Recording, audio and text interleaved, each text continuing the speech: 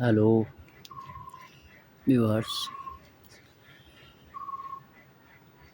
সকালে কেমন আছেন?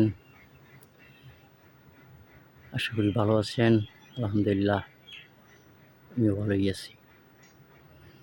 তো বিষয়টা এটা হলো আমার একটা বাড়ি 4 জাতের গাছ। এই গাছটা আমি এবার নতুন যেটা অ্যাড করছি সেটা হলো এইটাই করছি রেড পালমল। তারপরে হইল একটা দেশি ফজলি, খুব ভালো জাতের একটা দেশি ফজলি। তারপরে এইটা হইছে ব্রুনাই কিং। তারপরে এইটা হইছে চিয়াংমাই।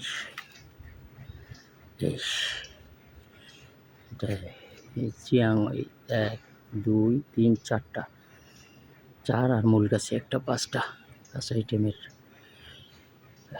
হয়েছে। আল্লাহর রহমতে আজকের এটার প্রায় কলমের বয়স এই 8 দিন হয়ে গেছে।